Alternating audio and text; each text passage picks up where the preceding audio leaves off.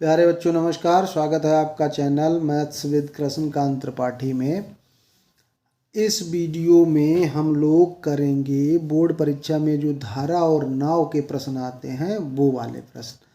मैंने प्लेलिस्ट बना दी है, आप चैनल पे जाएंगे, कक्षा 10 यूपी बोर्ड कक्षा 10 वो वाली प्लेलिस्ट खोलेंगे तो उसमें आपको परीक्षा में आने वाले संपूर्ण महत्वपूर्ण सवाल मिलेंगे। प्लेलिस्ट देखिए, इन सवालों को पूरा कर लीजिए, मेरी गारंटी है कि आप पूरा पेपर करके आएंगे। आजमा के देख लीजिए, वो प्रश्न मैंने बताए हैं जो लगातार आपसे पूछे जा रहे हैं। तो देखिए पहला सवाल क्या है। एक नाव 10 घंटे में धारा के प्रतिकूल, प्रतिकूल माने उल्टा होता है, धारा जिधर बह रही उसकी उल्टी अगर नाव चलाएंगे तो धारा के प्रतिकूल 30 किलोमीटर तथा धारा के अनुकूल 44 किलोमीटर जाती है, तब 10 घंटे लगते हैं उसको। 13 घंटे में 40 किलोमीटर धारा के प्रतिकूल तथा 55 किलोमीटर धारा के अनुकूल जाती है। धारा की चाल तथा नाव की चाल, जब दोनों चालें आपको नहीं पता हो तब आपको क्या करना है, इन चालों को मान लेना है। माना नाव की चाल तो ज़्यादा रहेगी, क्यों, अगर ज़्यादा नहीं होती तो फिर नाव आगे कैसे बढ़ पाती। नाव की चाल बराबर x किलोमीटर प्रति घंटा तथा धारा की चाल भी मान लेनी है, धारा की चाल बराबर y किलोमीटर प्रति घंटा। ये है नाव की चाल x किलोमीटर प्रति घंटा हमने मान ली और धारा की चाल y किलोमीटर प्रति घंटा मान ली। तो धारा की दिशा, धारा के अनुदिश नाव की सापेक्ष चाल, नाव की सापेक्ष चाल। अब जब जिस दिशा में धारा बह रही है उसी दिशा में आप नाव चला रहे हैं तो जितनी तेज नाव चलाएंगे x किलोमीटर प्रति घंटा और धारा जितनी तेज बहेगी दोनों चालें जुड़ जाएंगी, तभी तो जल्दी नाव चली जाती है उधर। अब धारा के विपरीत नाव की सापेक्ष चाल वो कितनी हो जाएगी, नाव की चाल से धारा उसको थोड़ा पीछे करेगी जितनी उसकी चाल है, तब x माइनस वाई हो जाएगी। इतनी बात समझ में आ गई, कोई दिक्कत। धारा की दिशा में जब जाओगे तो धारा भी उधर ही जा रही है और नाव भी आप उधर ही चला लें तो दोनों चालें जुड़ेंगी कि नहीं। और जब धारा के विपरीत जाओगे तो धारा तो पलट नहीं सकती, तो नाव आप उल्टी चला रहे हैं उसकी दिशा में, तो वो जिधर पानी बह रहा है वो आपकी स्पीड को उतना कम करेगा जितनी उसकी स्पीड है। तो ये बात हो गई। अब प्रथम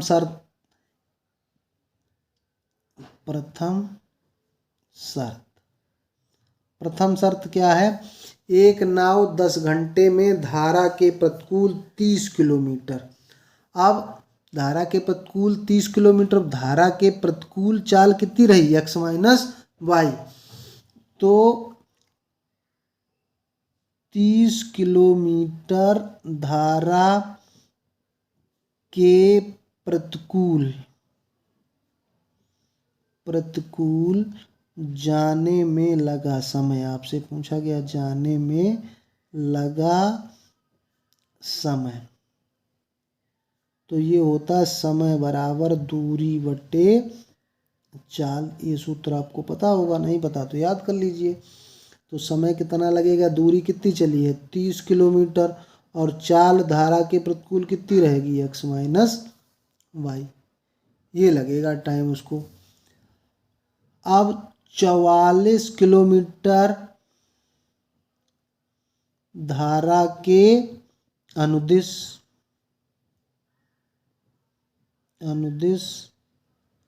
जाने में लगा समय,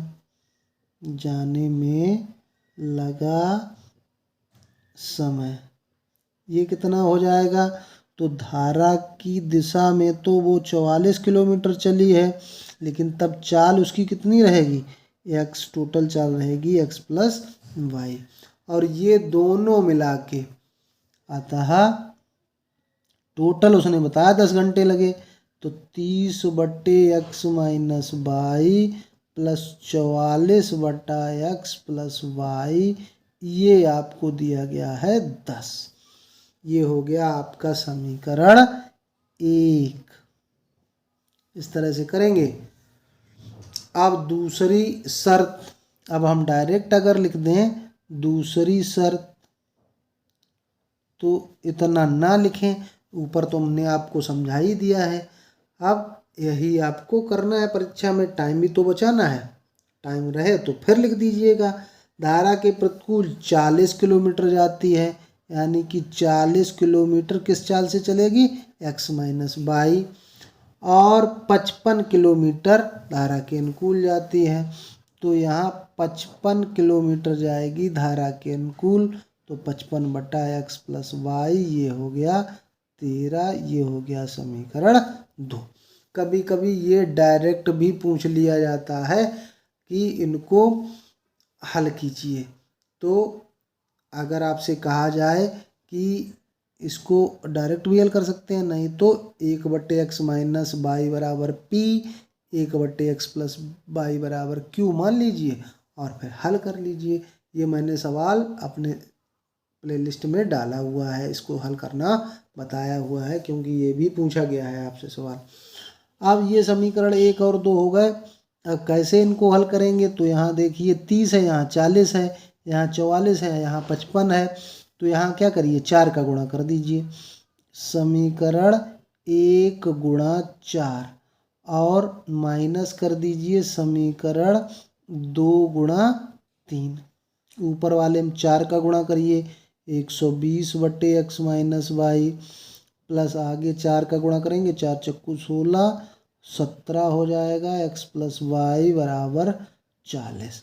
यहाँ 30 से गुणा करिए तो 120/x-y, 5 तिया 15, 16 हो जाएगा, x+y, यहाँ 13 तिया 39। घटाने पर चिन्ह बदल देते हैं, ये कैंसिल हो जाएगा, बराबर बराबर हो गए। 176 से 165 घटेगा तो क्या बचेगा 11, 11/x+y, और इधर 40 से 39 घटेगा तो क्या बचेगा 1। इसका मतलब क्या होगा, x+y बराबर हो गया 11। समीकरण ये तीसरा डाल दीजिए।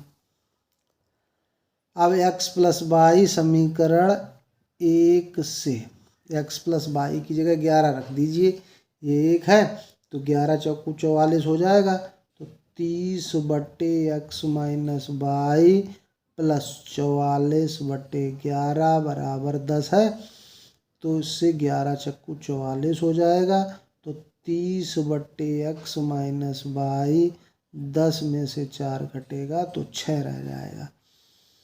तो अगर x-y उधर पहुंचा दें तो 6 कहाँ आएगा, 30 के नीचे, और 6 पंचे 30, ये 5 आ गया। ये समीकरण 4 हो गया। अब समीकरण 3 और 4 को जोड़ दीजिए।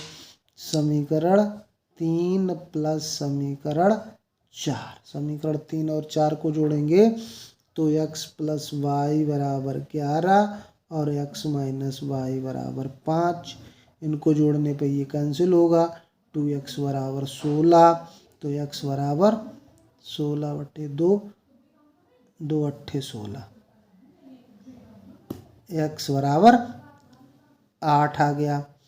अब समीकरण 4 से x-y बराबर 5,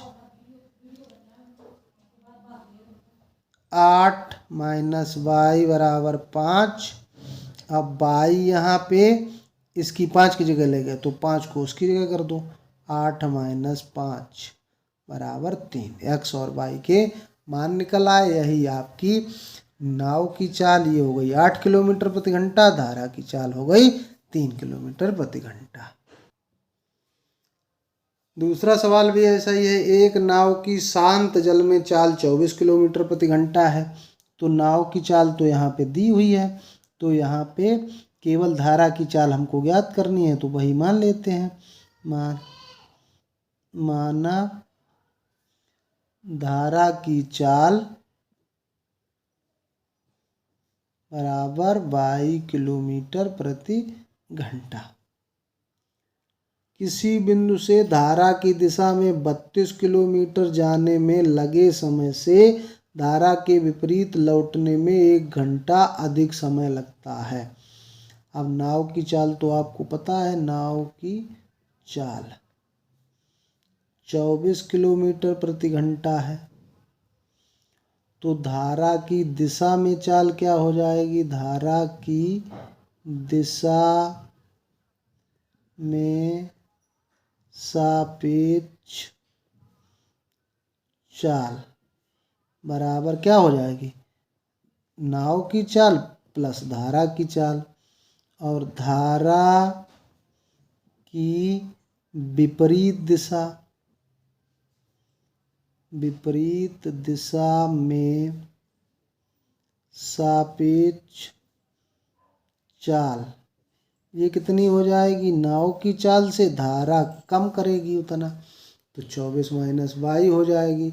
अब 32 किलोमीटर गई है धारा की दिशा में और फिर उतनी तो वापस लौटी होगी, तो 32 किलोमीटर धारा की दिशा में जाने में लगा समय आप बताएं। समय बराबर दूरी बटे चाल, 24 प्लस वाई, इतना समय लग रहा है।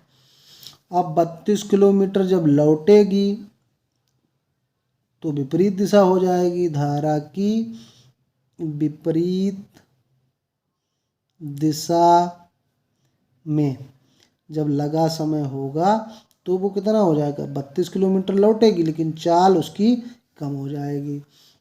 अब जब चाल कम हो जाएगी तो ये समय ज़्यादा है कि वो समय ज़्यादा है? यहाँ यक्स हमने लिख दिया, 24 लिखना है, 24 माइनस वाई। तो ये समय ज़्यादा लगेगा विपरीत दिशा में जब लौटेगी और ये कम लगेगा, तो इन दोनों का अंतर, यही तो लिखा है, विपरीत दिशा में लौटने में 1 घंटा अधिक समय लगता है, इसमें ये 1 घंटा ज़्यादा लगता है, ये 1 घंटा कम है, तो इन दोनों का अंतर ही तो एक है। प्रश्नानुसार में कितना समय लगा है? 32 बटे एक्स माइनस वाई, और जाने में लगा था 32 बटे एक्स प्लस वाई, तो इनका अंतर कितना है? 1 है। बस इसी को करना हल। 32 कामन ले लीजिए, एक्स यहाँ 24 है, 24 माइनस वाई, ये 24 प्लस वाई है, तो 24 माइनस वाई और 24 प्लस वाई को कामन ले लिया, तो 32 जब कामन ले चुके हैं तो 24 प्लस वाई का इधर गुणा होगा, माइनस इसको करेंगे तो माइनस का 24 हो जाएगा और माइनस माइनस प्लस वाई हो जाएगा बराबर 1। ये 24 24 कैंसिल हो जाएगा, ये वाई वाई 2y हो गया, और 32 गुणे 2y बराबर a minus B A plus B, यानी कि a square minus B square, ये हो गया। तो ये 64y बराबर 24 का वर्ग 576 माइनस वाई स्क्वायर हो गया। तो अब इसको क्या करेंगे? वाई स्क्वायर इधर ले आए, माइनस का हो गया, 64y उधर था तो प्लस का, 576 और आया तो प्लस की संख्या इधर आएगी तो माइनस।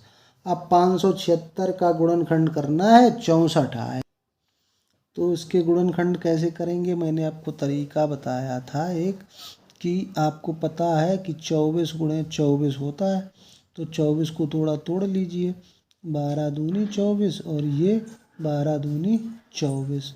अब ये 12 और ये पता है कि घटेगी संख्या, तो उसके 6 ले लीजिए, 12 गुणे 6, तो इसमें 2 और रह गए, तो 2 दूनी 4 दूनी 8, यानी कि 72 अट्ठे, तो y square plus 72y minus 8y minus 576, y common तो वाई प्लस 72 आ गया, माइनस 8y प्लस 72 आ गया। अब वाई प्लस 72 और वाई माइनस 8 ये आ गया आपका। इससे तो निगेटिव चाल आएगी, तो वाई माइनस 8 बराबर 0, तो वाई बराबर 8 किलोमीटर प्रति घंटा। ये आपका आंसर हो।